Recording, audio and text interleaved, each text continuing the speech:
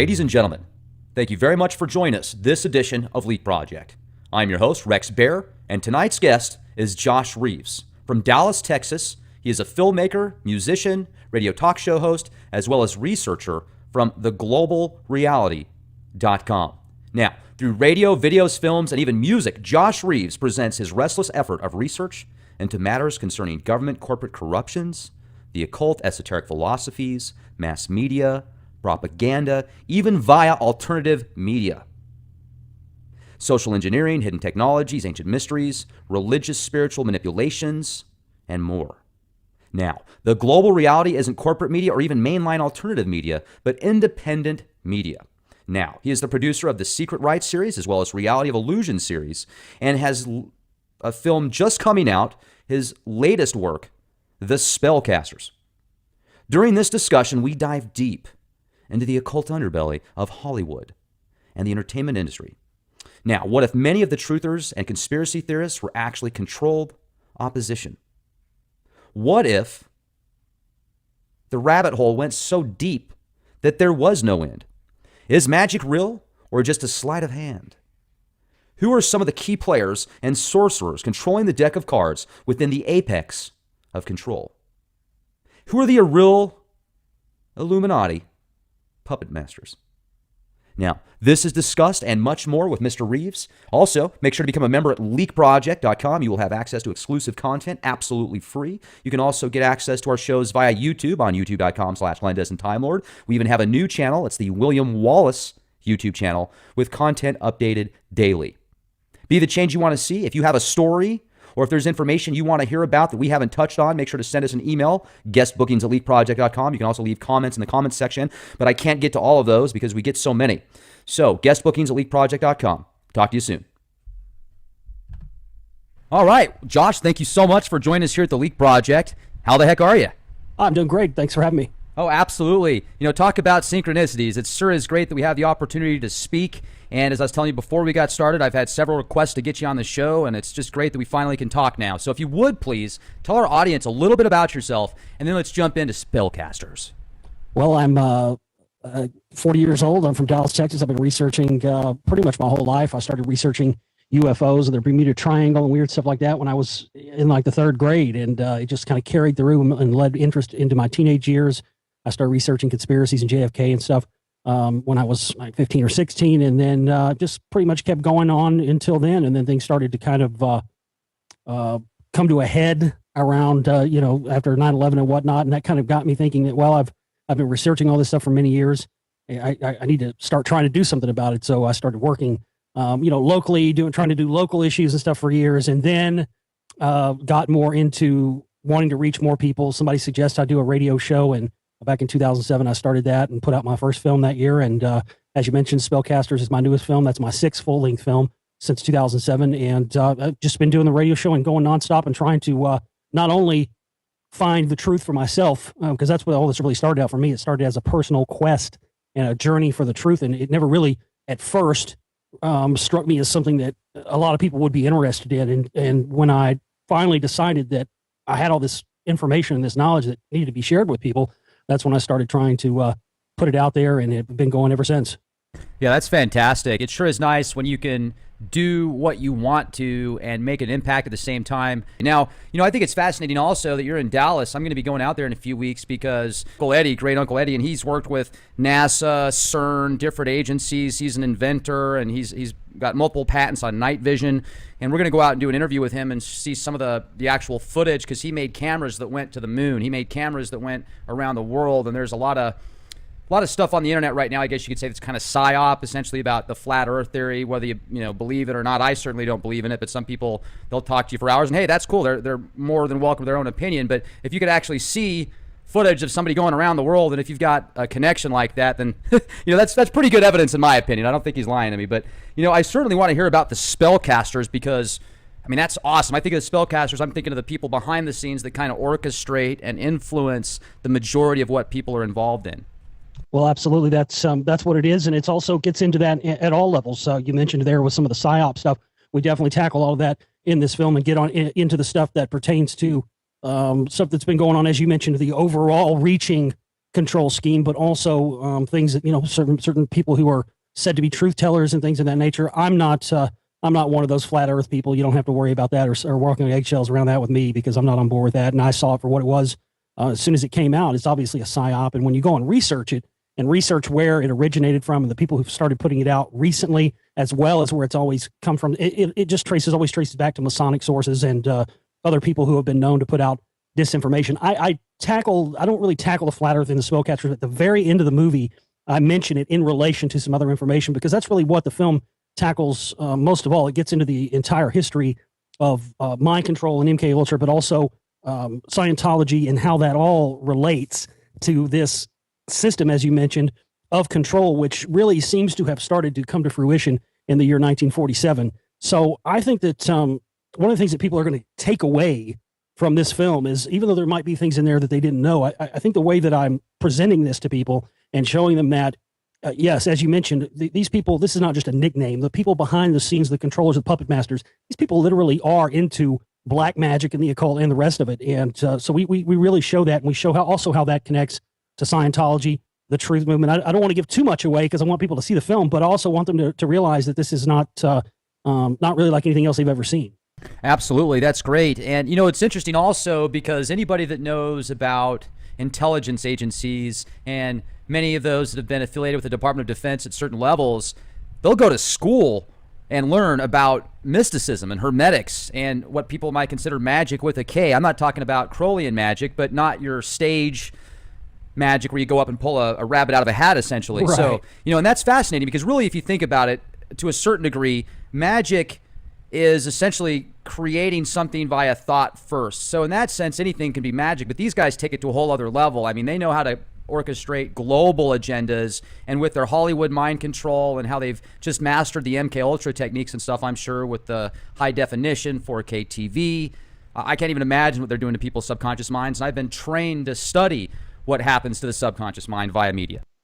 Well, that's exactly what it is, and we get into a lot of that in the film. And you're absolutely right. The techniques that have been utilized have evolved, and it absolutely is at the core of it black magic, and we show that in this film. People who are in the intelligence agencies, oftentimes, as you mentioned, these guys go and study and actually are, as part of their, as you mentioned, part of their required courses that they take. They might go and take sharpshooting or something else. But as you mentioned, in there, you're also going to have the magical training and the indoctrination that goes with that. And we see this at the highest levels of the CIA. There were guys even before the formation of the CIA with the Office of Strategic Services that were into all this. And even into the modern day, this is not something that's changed. So that was fascinating for me. And it was fascinating to find out and look at all the information pertaining to the CIA and Department of Defense connections to Scientology, and see how these things are not separate. They're all a part of the same thing. And that's what we have to understand, because I think oftentimes there's a lot of separation and a lot of stuff that goes on with a lot of these different topics of research. And I think sometimes people have difficulty seeing how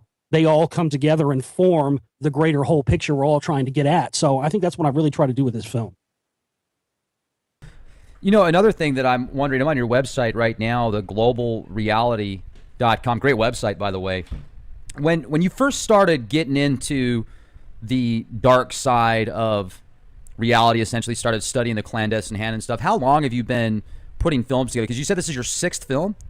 Yeah, I put out my first film in 2007, so this is my sixth full-length film in 9 years. And let's talk about some of your other films as well. I know you don't want to give too much out on the Spellcasters. Maybe we could dive into a few other ones, and then we'll go also back to the Spellcasters here shortly. Cool. Well, the first film I ever put out was in 2007. That was called 9/11 New World Rising. It was, at the time, I'd seen a few 9/11 films. I thought there was stuff in there that hadn't been, at that point, there was stuff that hadn't been put in a movie yet. It's been in a million stuff now. So that was kind of my thing behind putting that out. And this kind of goes along with the story of the Spellcasters, because at that time I was very much into the truth movement and thought it was, legit and all on the up and up. And then I put out my film, and a couple of weeks after putting that film out, I started my radio show, and I had on a person by the name of Peter Dale Scott, and we were talking about different think tanks and groups like the Council on Foreign Relations and the Bilderberg Group and these things. And he said, well, those groups are really not as powerful anymore. The group you need to look into is this group called the Council for National Policy. And I was taken aback, because at that time I really thought I kind of knew something about stuff. And the more you learn, the more you realize you don't know anything. So I had never heard of this group, and immediately started researching it and started noticing that a lot of these people who were members and connected to this group. It's very hard to find a lot of current membership lists because they keep their membership totally secret. But just the ones I could find from older membership lists from like 1998 had, not just one or two, but 5 or 6, 7 people I had seen on stuff like Alex Jones' radio show. I'd seen these guests, and I started going, wait a second here.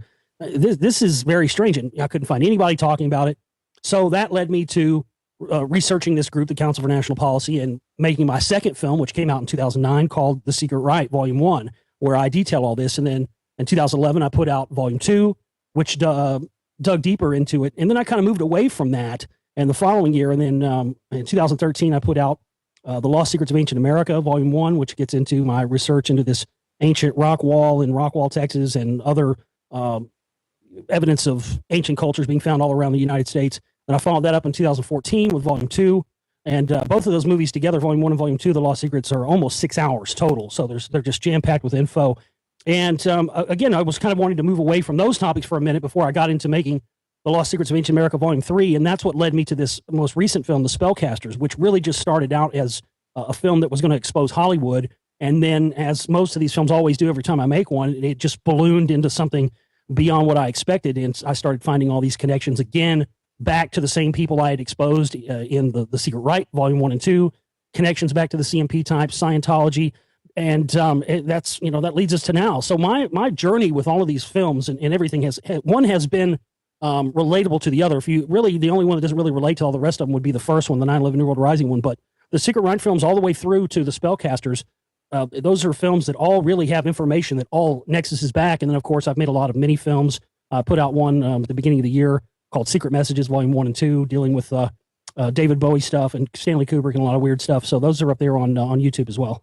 Yeah, let's talk about David Bowie for a second if we can. But first, I got to know where this ancient rock wall is in Texas. I'm going. Well, you can't go see it. I mean, it's buried. There's nothing to see. It's buried underneath the town. There's nowhere exposed.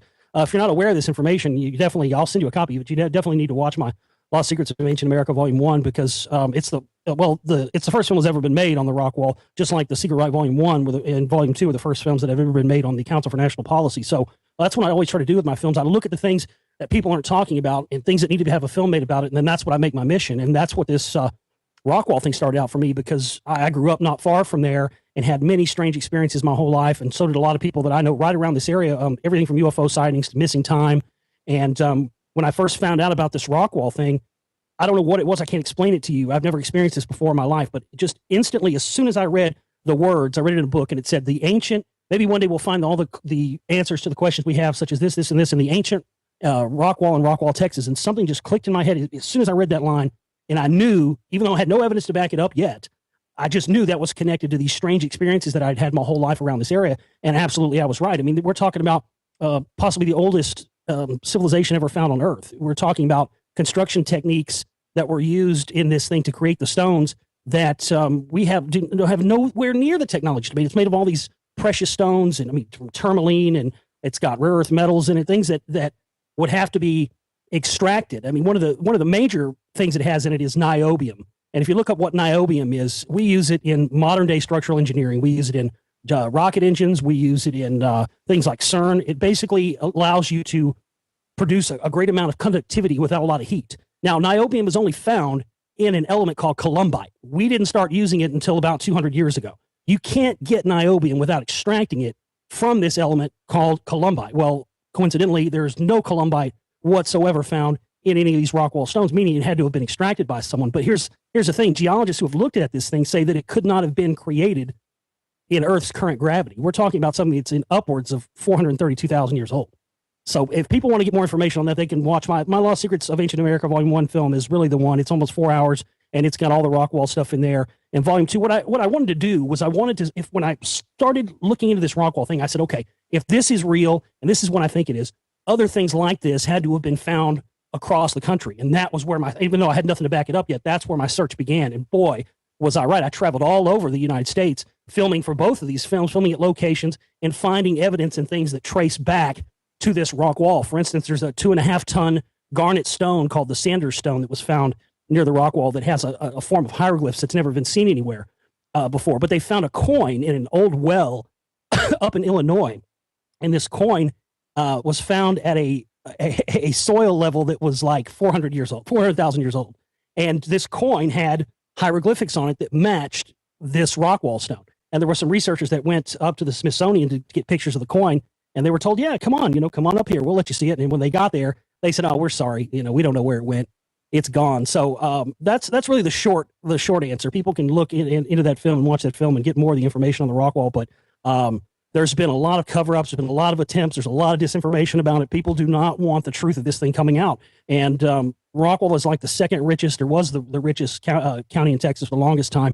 And there's so many multi-million-dollar homes that have been built on top of this thing. And this is why they continue to raise the property value out there and make it difficult for people to uncover this thing. I've been attempting to get my own archaeological dig together for the past several years. And the problem is it takes money to do that. And there aren't a lot of people that want to invest in something like this, because a lot of people have money invested in it not coming to light, because it's really, it really is a game changer. The technology that went into this thing, stuff like the fact that it produces energy, it produces piezoelectrical energy. It's aligned to the summer solstices and the winter equinoxes. When they had excavators trying to dig this thing out, they had excavators on top of it. And the engine noise itself caused a low frequency oscillation that caused the entire wall to vibrate and spark and start producing energy. This thing was somehow made to react and create energy and electricity when low frequency sound vibrations are applied to it. So, the naysayers and the people who have tried to say this is somehow a natural formation, they don't have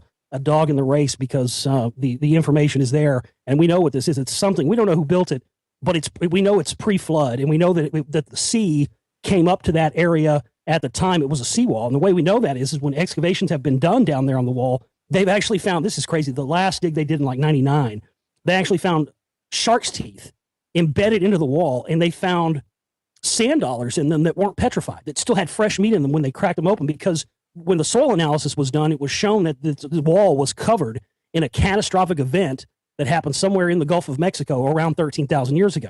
Now that matches up with other time periods we've heard of, worldwide cataclysms and great floods. And so this thing was definitely covered up during the last great flood cycle. So what it was and who it was built by, we don't really know. There were giant skeletons found just a few miles away from this thing. That's what led me to wanting to make the Lost Secrets of Ancient America films, because I started finding out that, wait a minute, there were these ancient mounds found near Rockwall, and there's giant bones, and these have been found, other places all around the United States. I got to get out there and find this. So that's what I've done. And I try to make my films, even though they may be about separate topics, I try to keep them where, if you watch one, it may be about one topic, and the next one may be different, but really, again, as I said earlier, it all flows together. And this is what we're trying to do is create the best picture we can for people, so that people can be as informed as they possibly can about what's really happening. Because as you mentioned, there's so many, disinfo spooks and the rest of that stuff out there. It's very hard to find the real information these days. And, that's why I appreciate you having me on and allowing me to talk about this stuff and not censoring me and letting me say it and talk about it. It's really, really appreciated. Oh man, it's an honor to have you on the show. And I'm going to start looking into these Texas rock walls that you're referring to, because I would love to maybe find, maybe I could make a personal connection with somebody that lives out there, and buy them a nice bottle of Jameson or something like that, and then I can go dig in their backyard. Well, here's Come on, man. all we need is a spot. All we need is somebody to say, okay, we've found that it's on our land. That's all we need. I've got a whole construction company ready to go. I've got volunteers ready to dig. I've got everything else that we need other than just the spot to dig at. And all we would do is set up our dig, film it, get our information that we need, and cover it back up. But definitely get with me. I mean, I'm what many people, I'm pretty much the the only expert on this thing, because I've been researching it for 12 years. So any information that you want or need on the rock wall, please let me know. I'll be happy to help you any way I can. Yeah, fantastic. We'll definitely talk after the show. And I'm wondering if you've heard of that just amazing wall that was found in Oklahoma underneath coal deposits that are well over 100 million years old. And this thing had almost like a white mirror reflection on the bricks. Now, this goes back a lot of years as far as the reports that came out on this, but this is supposed to be over 100 million years old. Yeah, absolutely. I mean, that's the thing about all of these sites. There's been a lot found in Texas. There's more than one wall in Texas. I've actually found evidence of another one where I believe the stones were, the material for the stones of the rock wall were quarried at, which is down near Austin in Llano, Texas. And there's actually been another wall that was found there with the same type of stuff. And it's what they call a geopolymer. These stones not only made of these crazy materials, but the quartz. It has a quartz, what you call like a what's the word I'm looking for?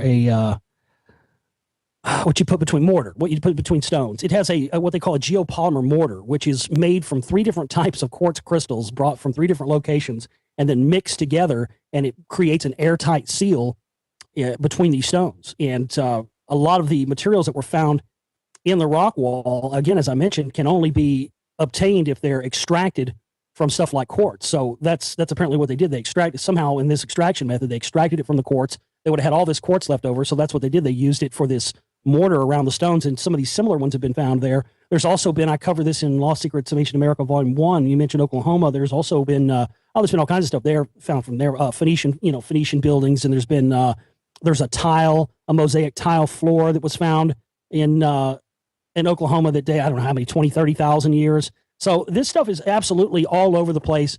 It's almost in every town. It really, what I've found from going all over the country is it really isn't where this stuff is, it's where it isn't that's more important, because it's just all over the place. And what's fascinating to me is going to these different cities and learning, because we kind of take it for granted. I don't think a lot of people give much thought in their life to why was a city, when that city was formed, why was it chosen to be built right there and not 20 miles up the road or 30 miles up the road or something? Why was it chosen to build in that spot? And what I've found is that so many towns, from St. Louis to Pittsburgh, Pennsylvania, Dallas, all over the place, there are these cities that were built in these places because when settlers first started coming in, there were already ancient civilizations, who knows how old, in those locations. So they thought, well, this must be a good location. People have been here before. And they started building up cities and whatnot around those areas. That's why if you go to like Memphis, there's mounds. I went looking for these mounds, ancient mounds in Memphis one time.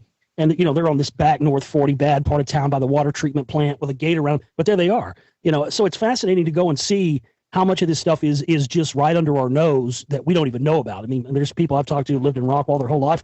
They've never even heard about the Rockwall. They didn't even know it was there. So that's not just here. It's all over the place.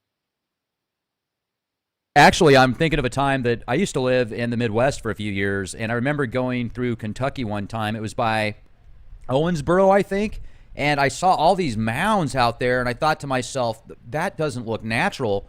Yet they obviously had grass over them and growing weeds and trees and everything else. But the way that they were mounded up like that, I thought to myself, I wonder if those are ancient structures. And it just seems like history rewrites itself all the time.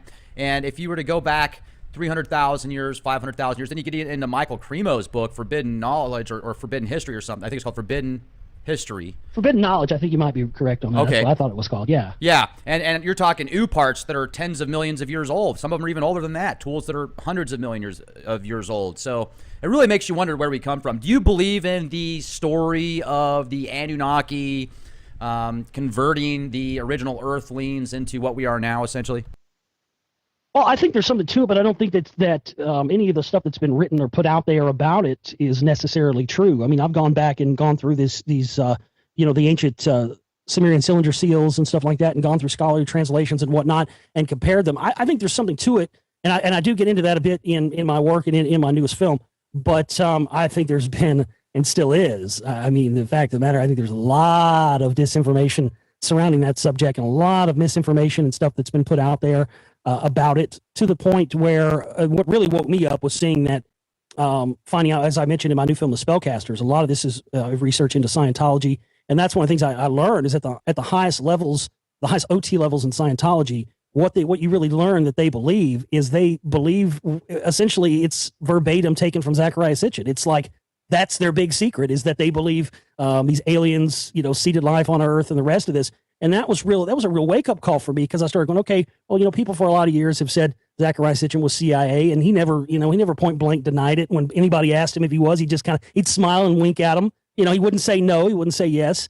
So that's when I started realizing, wait a second, okay, so that's why all of these, supposed truth tellers who have these very shady connections to Scientology front groups have been putting out this stuff for so many years. It's because whatever the real truth of it is, they don't want us to know it. And they are supplanting that knowledge with a version of it that people are just snapping up because, it sounds believable. It checks out to a certain degree as far as the ancient texts and stuff goes. So it's really easy to get hornswoggled, I think, by that information. So I believe it to a degree, but I don't believe, gosh, this is so difficult to say, because it's very easy to say I don't believe it. It would be very easy to say that. But I don't think as far as the Anunnaki go, in my opinion, based on my research, it's taken me many years to come to this conclusion.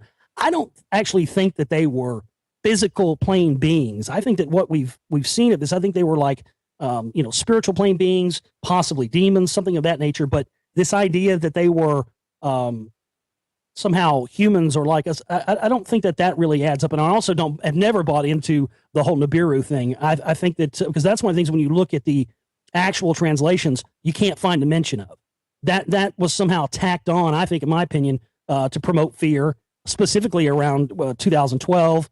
I think a lot of that was put in there to promote that. So I'm not on board with the Nibiru thing. I'm on board with the Anunnaki thing to a certain degree. But I'm actually working on a film that's going to come out next year called Anunnaki the Movie. And what I hope to do in this film is I'm going to have tons of different interviews with people. I'm basically just going to put people on camera and let them, kind of like what you're doing with me now, say what they think of what it means to them and what is their opinion on it, and try to create a movie that shows, okay, this is what we have. This is what it looks like. Here's what certain people are saying. And what if maybe it's this instead? I hope to show all angles of it for the first time, instead of like what most people have done, work backwards from trying to prove their point. I don't do that in my movies and my work. I don't come from an already preconceived and pre-established belief on something and then spend 2 or 3 hours trying to prove that point. That's not how I approach things with my film. I sometimes try to disprove what I'm looking at and then find information that's voluminous that I can't ignore. So I think that's one of the main things that with all of these subjects is that people have to not take what they've been told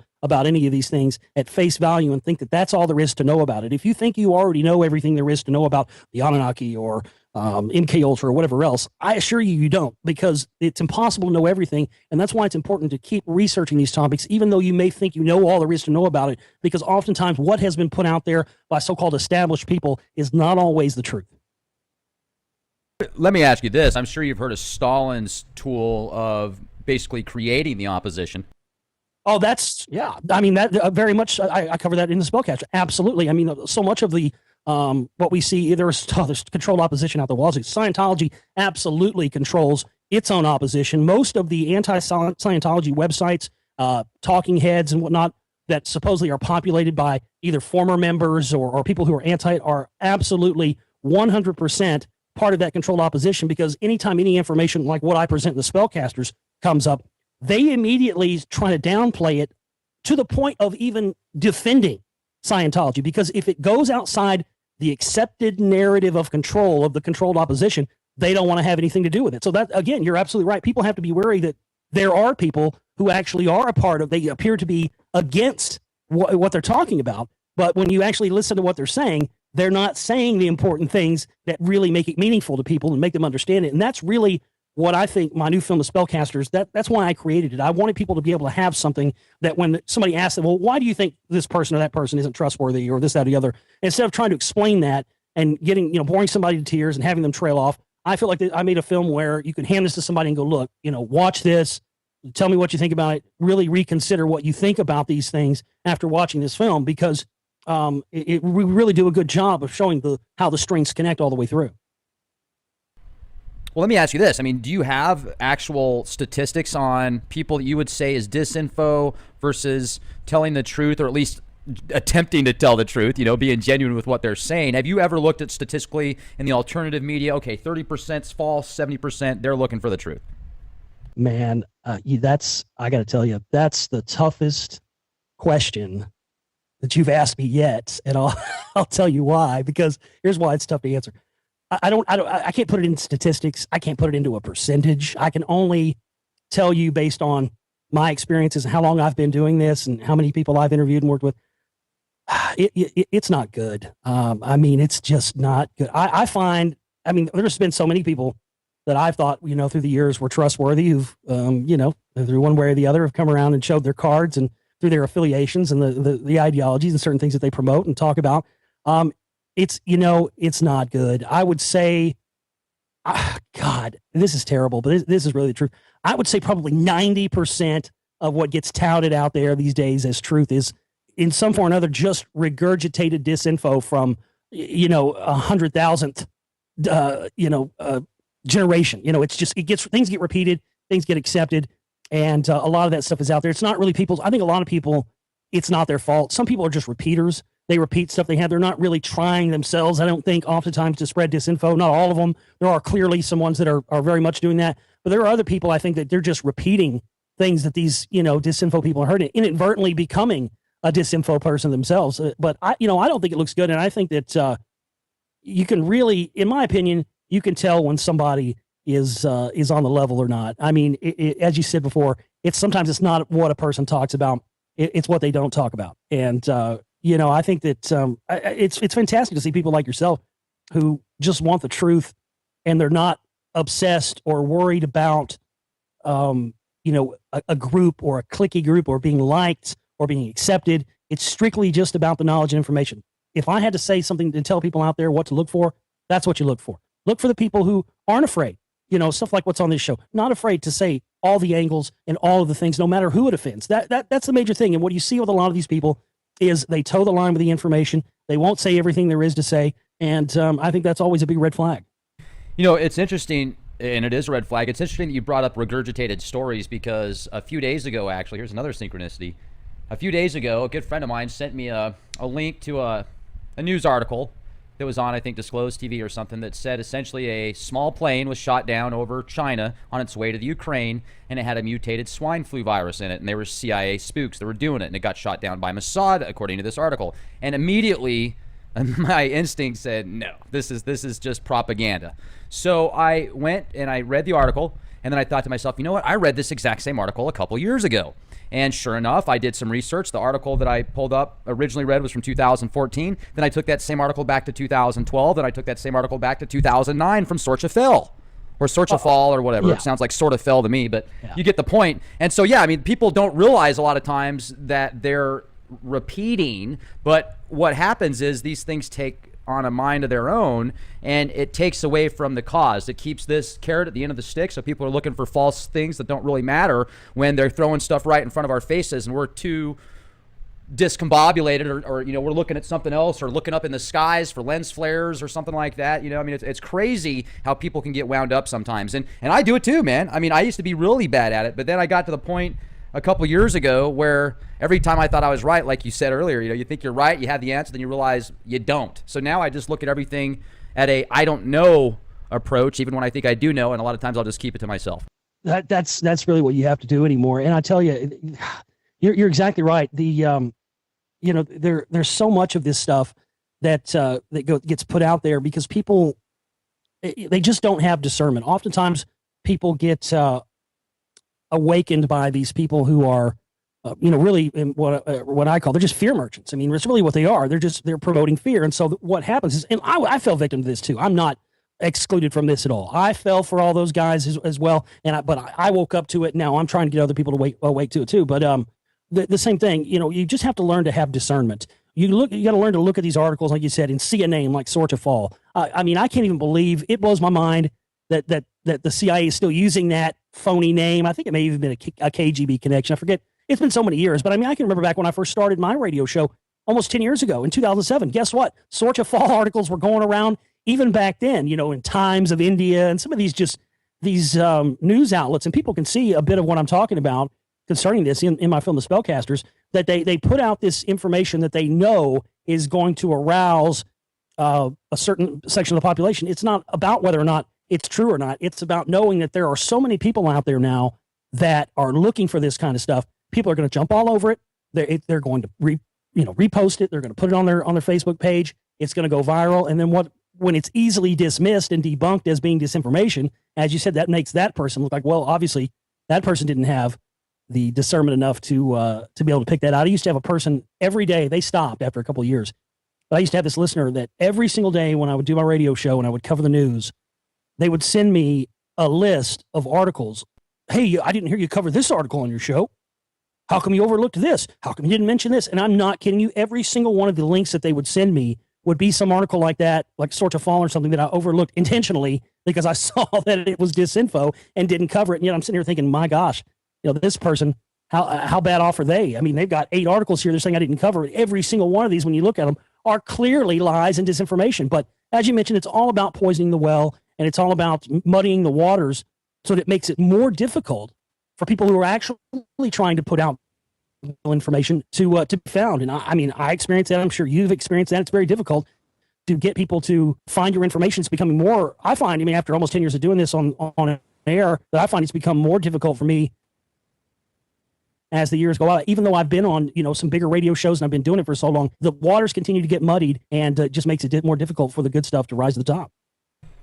It certainly does. And, I think the internet's great, yet at the same time, the powers that be can certainly use it against the masses, because when, for example, if you want to look something up as far as research goes and you type in a search engine, let's say you want to look up quantum physics, or you want to look up nanotechnology or biotech or vaccine dangers or whatever, it's like they can build a profile on what you're looking up and then show you, they can dictate what to show you. So sure, they might give you truth and bits and pieces, or this search engine, because these algorithms might be showing you certain data based upon your preferences. But in reality, it would be, in my opinion, even easier to control somebody because they don't realize how it can all be orchestrated at the top levels. And I think this all kind of boils into this transhuman movement where they want to build this super intelligence that is supposedly smarter than everybody on Earth combined. Like Ray Kurzweil boasts this singularity where there will be this super AI intelligence that becomes so amazing that it can outperform every one of us on the planet by a billion-fold combined.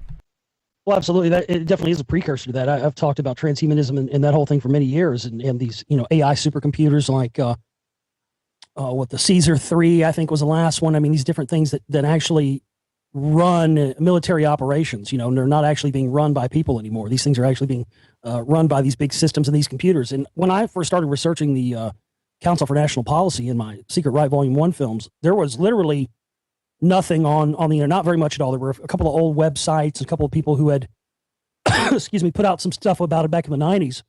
But for the most part, I had to go old school when I was researching that film. I literally had to go to the little old town library in the town I lived in at the time. And the reason I went there is because I knew that they had the old school, what are those called? Like the microfilm, and they had all the old newspapers. So I was able to go back through there and find out about, the Council for National Policy having meeting in Dallas back in 1982 and 83, and they had the Republican National Convention here, stuff like that I just wasn't finding on the internet. And sometimes that's what you have to do. You have to, my motto is, the truth by any means necessary. I mean, sometimes you have to go beyond what just sitting behind a computer. If people are just think they're going to find everything there is to know and find all the truth there is to know just sitting behind the computer, you're sadly mistaken. And that was one of the things with the Lost Secrets of Ancient America films, especially. That was where, I mean, those films I couldn't just make those films just sitting behind the computer. I had to travel all over the country, thousands and thousands of miles on these long treks to go out and get this information to put in the films. And I think that's something that people need to keep in mind. But there's just the problem is people aren't researchers anymore. That's how I got into this. I got into this as a researcher, not as a radio host or a filmmaker or anything, even though I became those things. I'm a researcher first and foremost, and there's just not people anymore that are willing to take the time and the energy it takes to do this stuff, and they unfortunately rely on people like me and others. And as we talked about, there's just so many uncredible sources these days. It makes it more and more difficult to find the real truth. And when the media, the mainstream news, as well as the rest of the media in the entertainment industry is controlled literally by 6 corporations. I broke this down the other day. I did a podcast where I showed in black and white the names of the companies and everything. 6 corporations that control over 90% of what people see, what they hear, everything. It's insane. And then you look at, there's also 6 corporations that control over 90% of the scientific data that's released. Welcome to the New World Order, man. It's incredible. So how do you really get to the truth? And then when you find the truth, how can you discern if it is the truth? Well, you can't. I mean, I'm not going to lie to you. You have to just basically get as much information as you can from as many sources as you can, and then based on what you've seen and what you've researched and what you know, you can come to your conclusions that way. Luckily for me, because I've been researching this stuff for so long, and I have a mind that retains a lot of data and information, I'm able to piece things together in a way, because I'll remember something. It might be something insignificant. Like, for instance, when I was making my Secret Right films, I came across information about some of these Council for National Policy types like Phyllis Schlafly and Beverly LaHaye. I came across this article, and these are people who are, considered to be like right-wing Christian type people. And I came across this information about them petitioning to get certain evolutionist teachings taken out of some schools in California some years back. And what they had them replaced with was the teachings of L. Ron Hubbard. And I thought, well, wow, I don't get this. I don't understand how this relates. It doesn't make any sense that these right-wing Christian zealots would be somehow promoting Scientology and L. Ron Hubbard. I had, no idea at the time what was important about that and how it related. Now, when I got to making the Spellcasters, that information has all come full circle. It's all in the film, and I know now exactly why that is the case. And again, it has to do with all of these different organizations and these different groups at the very top being controlled by the CIA and the Department of Defense from the top down. Now, I remember I saw some footage in the 70s where Congress was having a meeting with, I think it was the CIA, and they basically admitted that they worked together with different media outlets, and that was 40 years ago.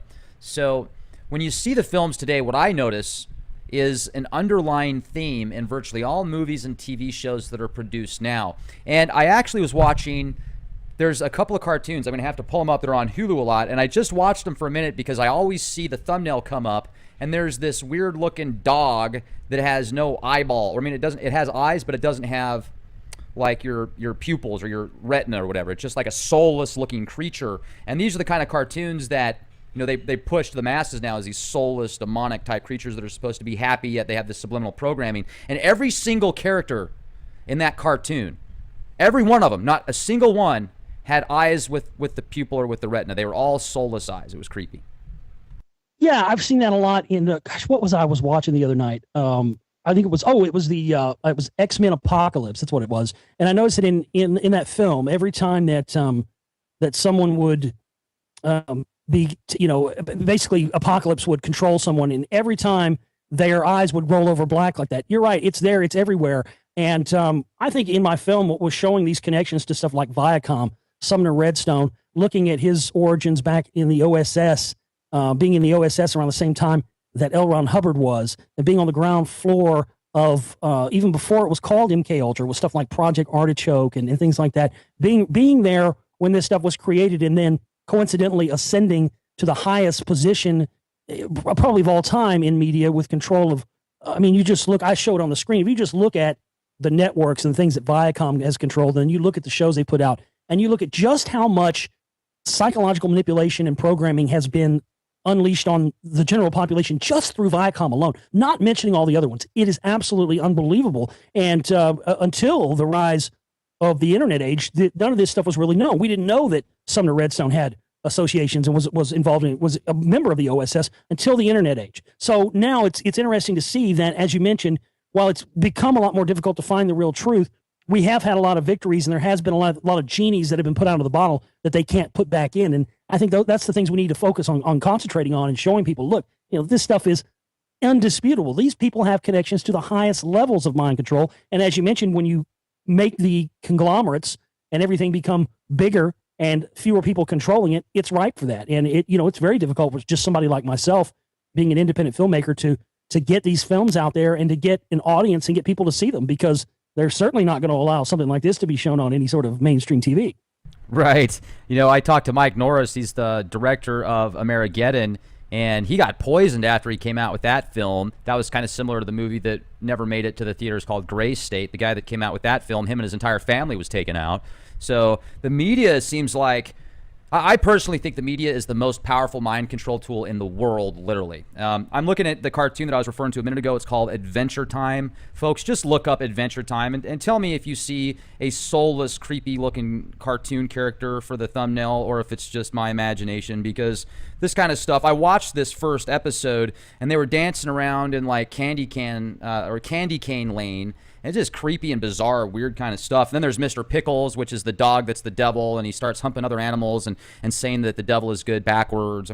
It's just very interesting. And I'm agnostic, so I don't have a religious preference. I don't know what's on the other side. I certainly believe in a higher power, and I can see good and evil. It doesn't take a rocket scientist or a lot of common sense to see that kind of stuff. But I don't know, man. Where are we going? Josh, what's going to happen?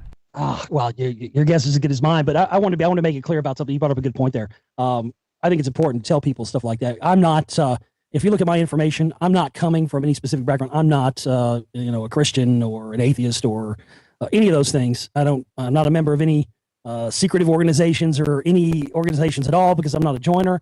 But, I think that it's just very, very difficult these days to be able to to even pinpoint, where we're going. And there's so much. That show Adventure Time that you mentioned, by the way, I have seen that show. Go look up the people who do the voices in that show. It'll blow your mind how many big names, big name actors. You just go look it up. How many? I mean, just not one or two, tons. Mark Hamill. I mean, the list goes on and on. So with something like that, it's pretty clear when you see the things that you brought up there, when you see those things put into these, it's pretty clear that where that's coming from. But as I was mentioning, people tend to look at information like what I put out or some people put out. For instance, there are a lot of people who have put out stuff about giants that are trying to use that type of information. I won't name names, but there are people out there who are regular guests on radio shows of this type. And the only reason they're into that information, it may seem similar to what I'm talking about, but they're coming at it from a different perspective than I. They're using it to back up and justify the existence of their religion. That's not me. That's not what you get for people that are unfamiliar with me and my work.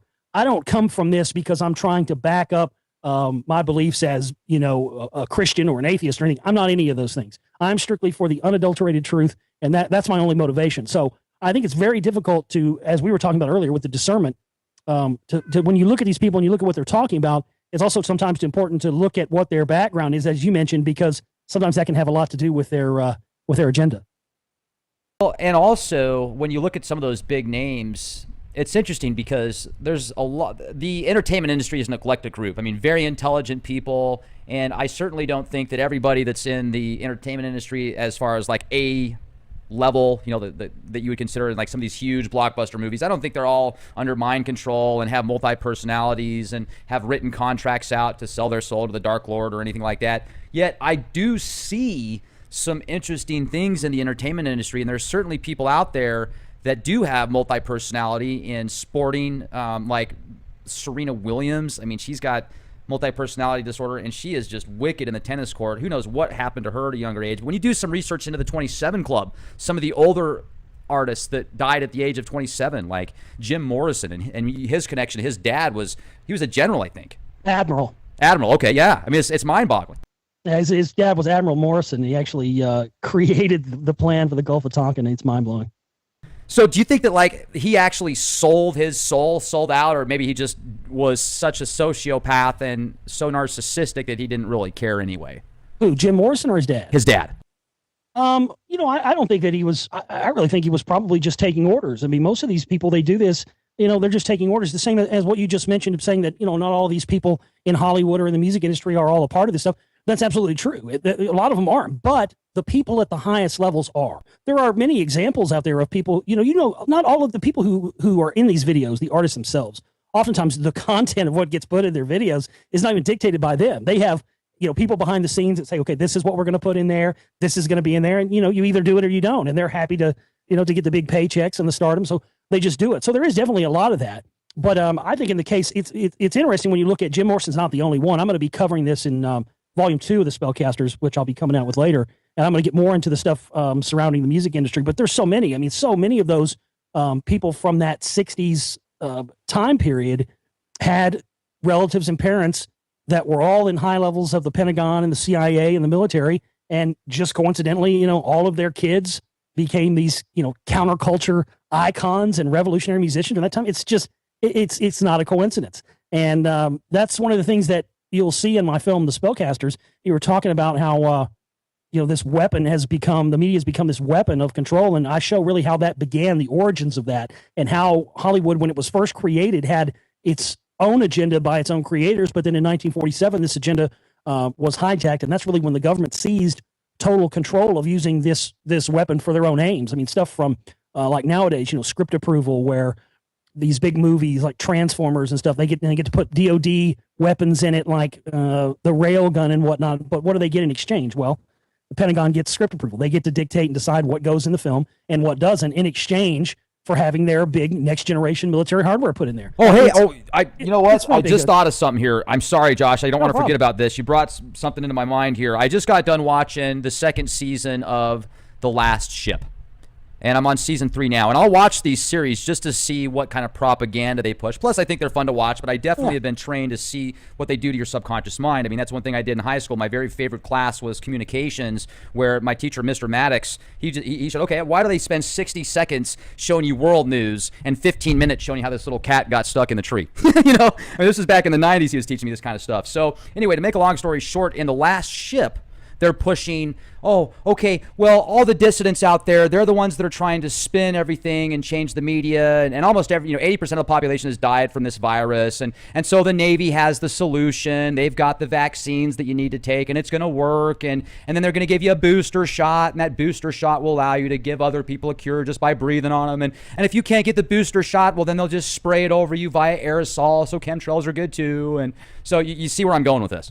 Yeah, it's there on every level. And again, I mentioned a bit of this pertaining to certain Hollywood filmmakers and whatnot in the Spellcasters, but that's part of it. That now that they know that this stuff has reached a lot more people, they love to throw it in our faces and also do it in ways where it's kind of disinformation as well. It's kind of a sick joke for these people. That's why it's ramped up so much, because they know people are paying more attention to it. And it's really has become, as you mentioned, really is the biggest weapon that's been unleashed against humanity. And it's happening again, as I've exposed, with certain people in the alternative media. Now it's being used to get the people who have kind of seen the mainstream and seen everything for what it is and have gone away from that and have gone looking for alternatives. Now they have a whole other trap set for you and laid for you to fall in there. So it just becomes increasingly difficult as the years go by, as we've been talking about, to really separate the wheat from the chaff. And again, that only can come from your own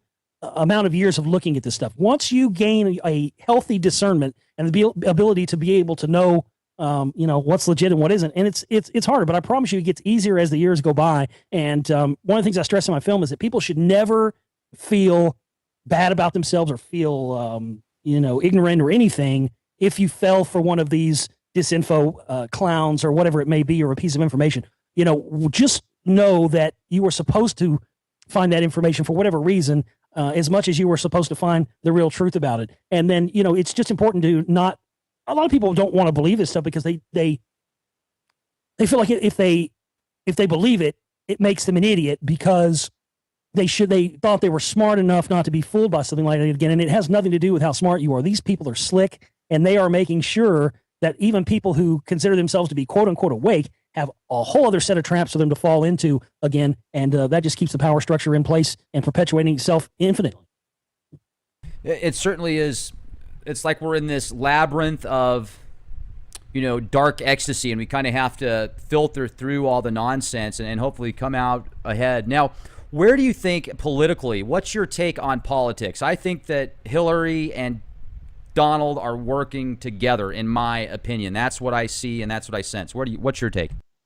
Well, I don't think you'd be far off in that. I mean, as I've talked about, I've proved in my films, The Secret Right, when you look into these groups like the Council for National Policy, and you really trace back where they go, the groups that are the most powerful groups that control the left and right of party politics in the United States. On the left, you're going to have groups like the Council on Foreign Relations and those kind of groups. On the right, you're going to have stuff like the Council for National Policy and the Heritage Foundation and all those. But when you trace back the money on all those groups, they all trace back to the same place: the London School of Economics, the Milner Roundtables groups that came out in the early part of the 20th century, the Royal Institute of International Affairs.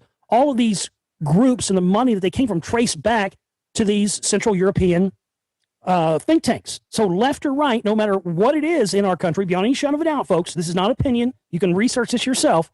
The political spectrum on both sides of the United States are controlled by the same forces outside of the United States. So, whether or not they're working together or not, I don't think that would be far off. I mean, didn't Donald Trump, didn't he say that one time? Didn't he? Oh, more than once. Okay. I saw a 5-minute video clip of all the times good old Donald was praising Hillary and how they were good friends, and he totally trusts her, and she would make an amazing president. And but didn't he also say that he should run as a Republican because that's how stupid the Republicans are? They'd probably vote him in. He said that. I missed that part. Yeah, that was back in the late 90s. Look that up. I'm telling you, there's a quote where he says the Republicans are so stupid, I should run as president. I'll go run as president as a Republican, and because their voters are so ignorant, I'll win. He said that like in 1999. Wow. So again, I don't spend a lot of my time anymore talking about the political end of it, because everybody, all my listeners at least, they're at the point in their research where they know these puppets are all controlled left or right. And, voting for any of them is really doing nothing more than acknowledging to the powers that be that their system, even though your choice may not have won, your system is okay. You're acknowledging to them that the system as it exists is okay with you, no matter if you vote for Donald Trump, Hillary Clinton, or Donald Duck. You are, by going and participating in that system, you are acknowledging that it's okay. And I think that's the trap. Now, also, you have a really cool radio program. Can you tell our listeners about it and when they could listen to it? Well, I don't really do regularly scheduled shows anymore. I've over the past couple of years, I've been focusing so much more on the films that I kind of am doing the radio show a little bit sporadically now. But people can go to my website, theglobalreality.com. There's a subscribe button on the top right-hand side. People can get memberships there, and they can, access years and years worth of shows, and also the newer stuff will be there. And we also put stuff up on our YouTube channel as well, along with a lot of the mini documentaries. I do little video updates and stuff on there as well. But at my website, we've got a download shop. It's right in the middle of the page. It says download all of Josh Reeves' films here. You click on that, it'll take you in the little shop where you can buy all of my films are there from the first one all the way through in download form. There's also all kinds of audiobooks and readings and stuff I've done in there up for sale as well, and just tons of stuff people can check out. Right on. Give us a few gems with the Spellcasters. What are a couple people or things that we might look forward to seeing? Well, let me try to think of. I'll tell you what. There's one of the things that we show in this is that we were talking earlier. One of the reasons it's called the Spellcasters is because I'm really showing the actual connection to actual black magicians in CIA operations and mind control and Scientology and the rest of it. And one of the things that we have is some of these quotes from interviews and whatnot that Ron DeWolf, the son of L. Ron Hubbard, said, and he goes on record, and we have multiple times in the film saying, my father didn't just worship Satan, he believed he was Satan. I mean, so he says in his own words, Scientology at its core is black magic, and these thetans that people are being told are dead alien souls are actually demonic entities, and that's what that's been my experience, and the conclusion I've come to is that's what these Scientology things are all about. And I have a clip of Louis Farrakhan, founder of the Nation of Islam. He last year called for blacks to kill white cops, just like what happened in Dallas here about a month ago. He goes on the Alex Jones show and endorses Donald Trump. And then in this clip, he's talking about how the auditing process, even though he's not a Scientologist, of Scientology has done wonders for him. And he's using NLP, neuro-linguistic programming. That's number one. And as you mentioned, you're someone who is attuned to finding those things. So I can't wait for you to watch this clip of him saying this, because your buzzers are going to be going off like crazy. You can just see him using this NLP as he's talking. And he literally says that the auditing process of Scientology is exorcising demons. It literally is bringing up demons. So you see that at a point in the film when you've already seen all this other stuff, and it just really drives the point home. And so I think that's a good part. And I think all the stuff that happened in 1947 that really permeates the whole conspiracy culture to this day, how much really took place that year, and how much control, the control of Hollywood happened that year with the Hollywood blacklist. We also had, the things with all the different UFO hysteria kicked off that year, the formation of the whole National Security Council, and seeing how that permeates and goes into current things that are happening today, I think is going to be a real eye-opener for people, and I'm really excited for people to see this film. Absolutely. And Spellcasters, excellent film, and also a great website. Once again, I'd recommend our listeners go to theglobalreality.com.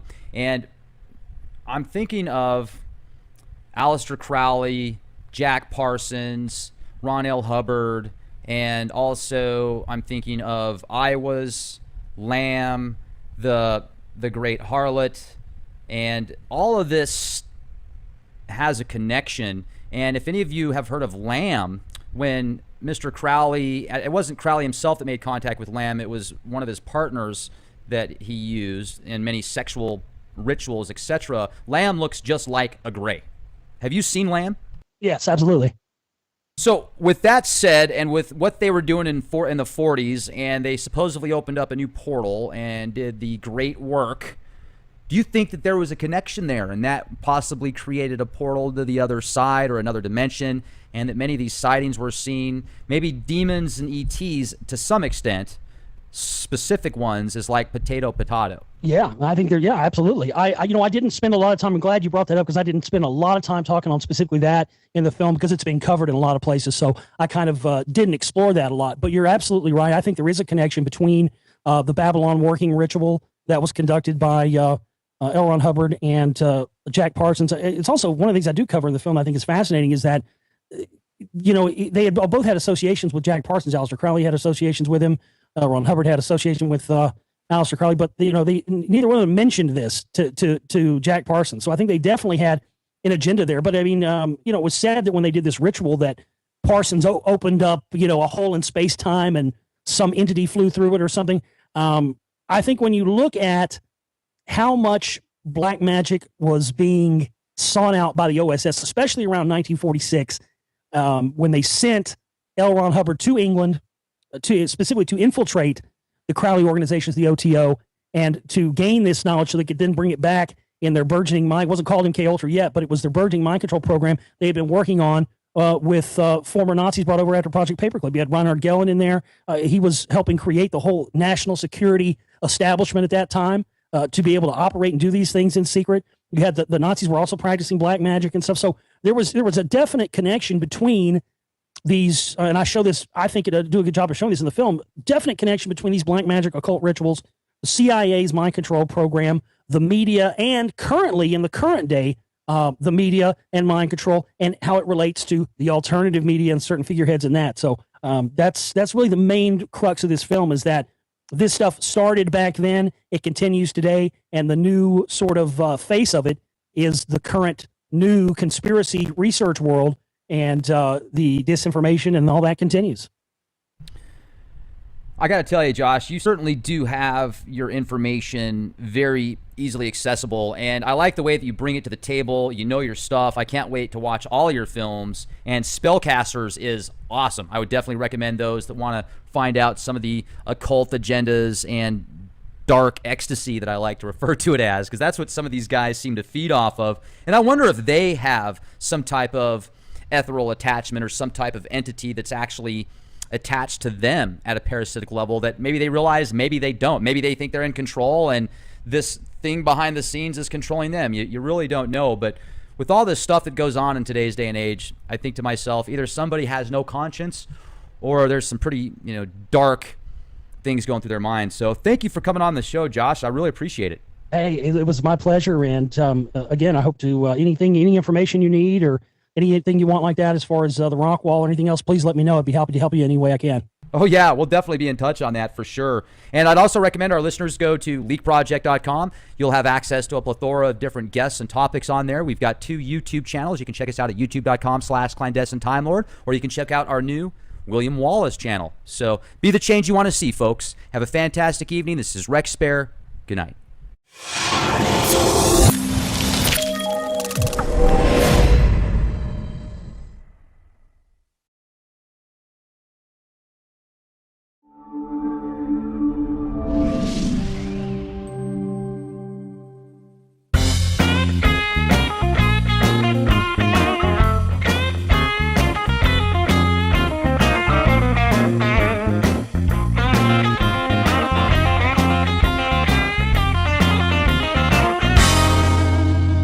Ladies and gentlemen, thank you very much for joining us this edition of Leak Project.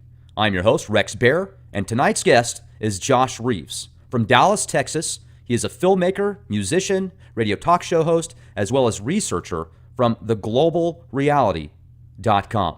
Now, through radio, videos, films, and even music, Josh Reeves presents his restless effort of research into matters concerning government corporate corruptions, the occult esoteric philosophies, mass media, propaganda, even via alternative media. Social engineering, hidden technologies, ancient mysteries, religious, spiritual manipulations, and more.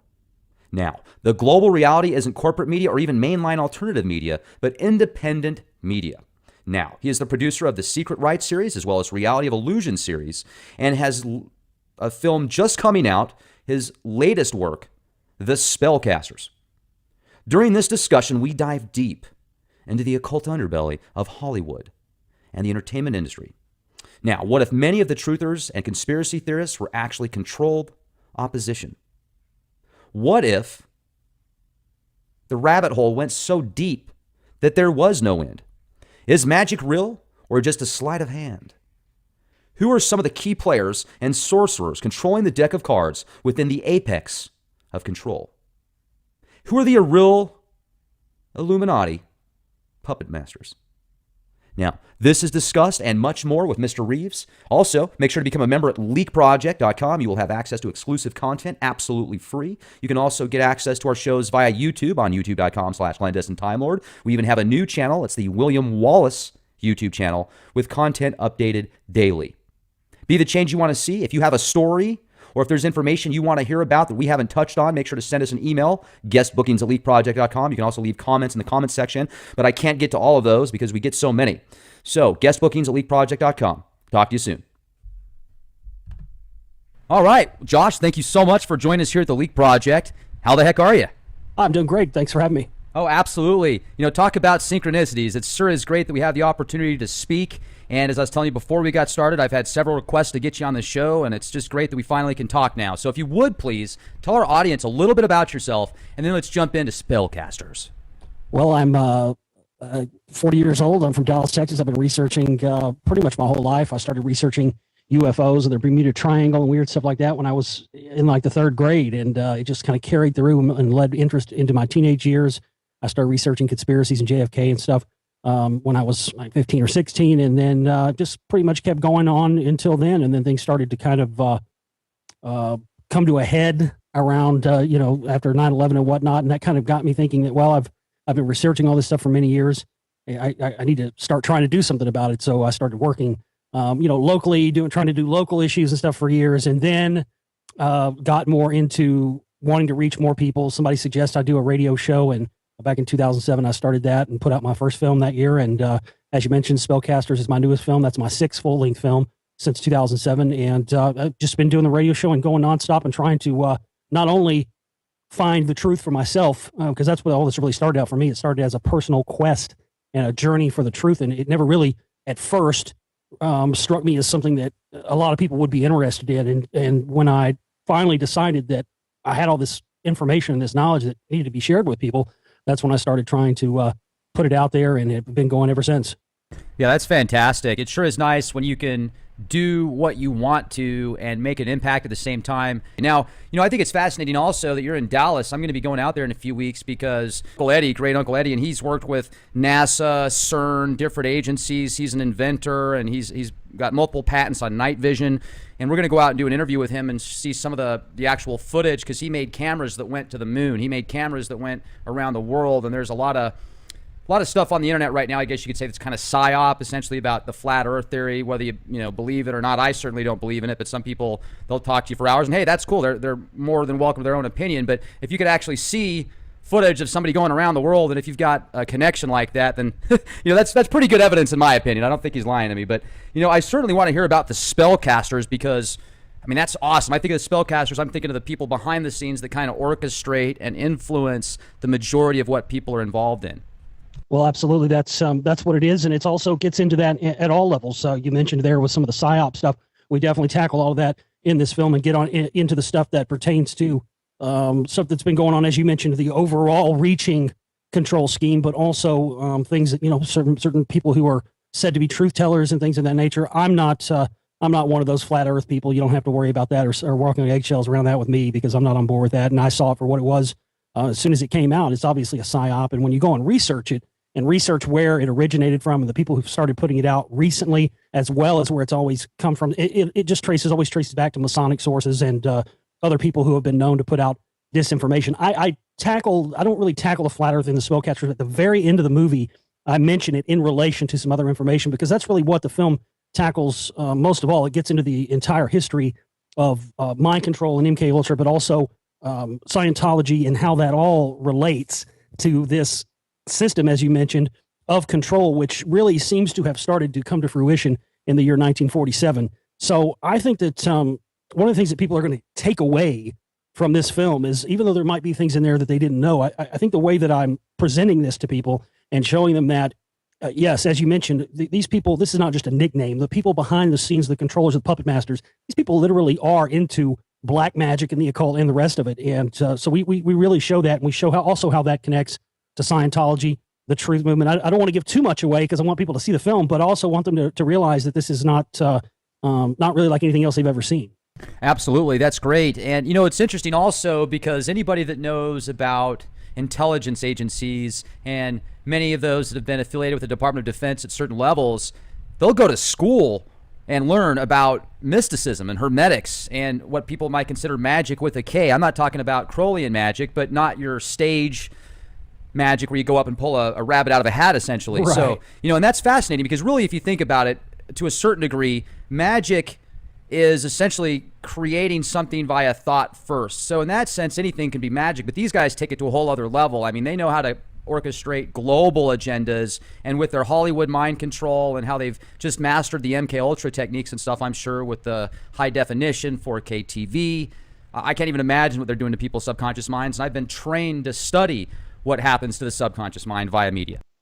Well, that's exactly what it is, and we get into a lot of that in the film. And you're absolutely right. The techniques that have been utilized have evolved, and it absolutely is at the core of it black magic, and we show that in this film. People who are in the intelligence agencies, oftentimes, as you mentioned, these guys go and study and actually are as part of their, as you mentioned, part of their required courses that they take. They might go and take sharpshooting or something else. But as you mentioned, in there, you're also going to have the magical training and the indoctrination that goes with that. And we see this at the highest levels of the CIA. There were guys even before the formation of the CIA with the Office of Strategic Services that were into all this. And even into the modern day, this is not something that's changed. So that was fascinating for me. And it was fascinating to find out and look at all the information pertaining to the CIA and Department of Defense connections to Scientology, and see how these things are not separate. They're all a part of the same thing. And that's what we have to understand, because I think oftentimes there's a lot of separation and a lot of stuff that goes on with a lot of these different topics of research. And I think sometimes people have difficulty seeing how they all come together and form the greater whole picture we're all trying to get at. So I think that's what I really try to do with this film. Another thing that I'm wondering, I'm on your website right now, the globalreality.com. Great website, by the way. When you first started getting into the dark side of reality, essentially started studying the clandestine hand and stuff, how long have you been putting films together? Because you said this is your 6th film? Yeah, I put out my first film in 2007, so this is my 6th full-length film in 9 years. And let's talk about some of your other films as well. I know you don't want to give too much out on the Spellcasters. Maybe we could dive into a few other ones, and then we'll go also back to the Spellcasters here shortly. Cool. Well, the first film I ever put out was in 2007. That was called 9/11 New World Rising.